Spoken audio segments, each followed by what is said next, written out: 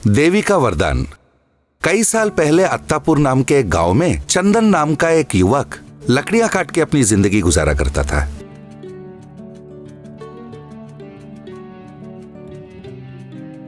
एक दिन वो जंगल से जा रहा था।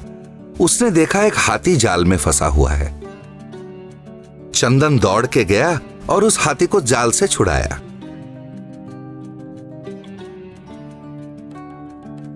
फिर वो हाथी एक देवी के रूप में बदल गया। धन्यवाद मानव, तुम्हारी वजह से मैं शाप मुक्त हो चुकी हूँ। बहुत जल्द तुम्हारे सारे कष्ट दूर हो जाएंगे और तुम इस देश के महाराज बन जाओगे। ये कहकर देवी अदृश्य हो गई। चंदन ने सोचा, मैं तो लकड़हारा हूँ, इस देश का राजा कैसे बनूंगा? बड़ी अनोखी बात है, देखते हैं क्या होता है। कुछ दिन बाद चंदन जंगल में से गुजर रहा था। बचाओ बचाओ चीखें सुनाई दी।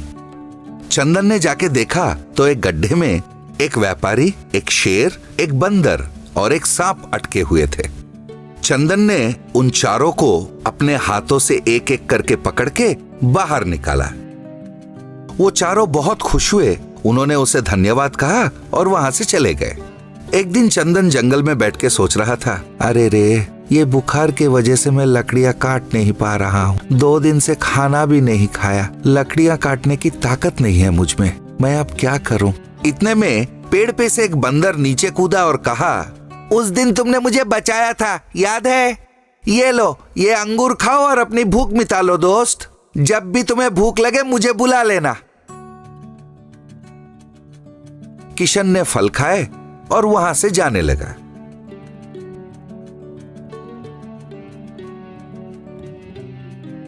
कुछ दूर जाने के बाद उसे एक गुफा के सामने एक शेर दिखा।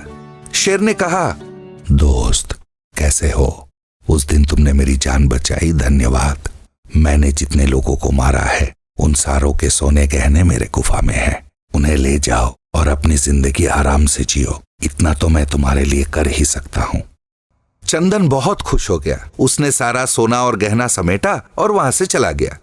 चलते चलते वो सोच रहा था, इन सारे सोने गहने को बेचकर मुझे पैसे लेने पड़ेंगे। अभी जाके सुनार से मिलना पड़ेगा। फिर चंदन जाके सुनार से मिला और उसे सारी बात समझाई। व्यापारी ने कहा, उस दिन तुमने मुझे बचाया था, बहुत बहुत धन्यवाद। जैसे तुम चाहते हो मैं ये सारे रख लेता हूँ और तुम्हें पैसे दे देता हूँ। तुम यहीं रुको, मैं थोड़ी देर में आता हूँ। ये कहकर व्यापारी वहां से चला गया। उस व्यापारी के इंतजार में चंदन वहां काफी देर बैठा रहा। इतने में वो व्यापारी 2 सैनिकों के साथ वहां आ पहुंचा। उसने कहा, मैंने जिस चोर के बारे में बताया था वो यही है। मेरे ही दुकान से सारे गहने चुरा के अब मुझे ही वापस बेचने आया है। अभी इसे बंदी बना के कारागार में डाल दीजिए। सैनिकों ने चंदन को बंदी बना लिया और कारागार में डाल दिया। चंदन बेचारा भगवान को याद करने लगा, हे भगवान, ये कैसा हो गया? मैंने कौन सी गलती की कि मुझे कारागार में डाल दिया? इतने में कारागार में एक सांप आ पहुंचा। उसने कहा, दोस्त याद है उस दिन तुमने मुझे बचाया था? वो व्यापारी झूठा निकला।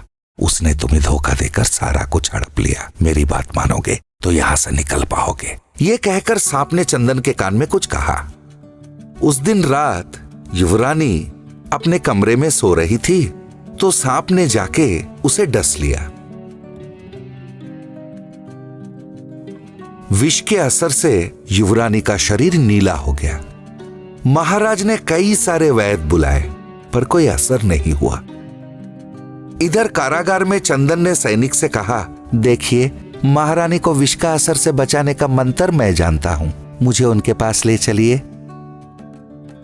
उसकी बातें सुन के सैनिकों ने उसे महाराज के सामने पेश किया। अंतरमहल में चंदन युवरानी के पैर के पास बैठ के मंत्र पढ़ने लगा। ओम हीम क्रीम पाना पावे तिरस्करावे, ओम हीम क्रीम। बस फिर क्या था, युवरानी का शरीर का रंग बदल गया। वो ताजा तर्रार होके उठ बैठी। महाराज ने उसकी बहुत प्रशंसा की। शाबाश चंदन, शाबाश। मैंने नहीं सोचा था मेरी बेटी बचेगी। अगर तुम्हारी सहमति हो तो मेरी बेटी की विवाह तुमसे करना चाहता हूँ। फिर तुम इस देश के राजा भी बन जाओगे। जैसे देवी ने कहा था ठीक वैसा ही हुआ तो चंदन बहुत खुश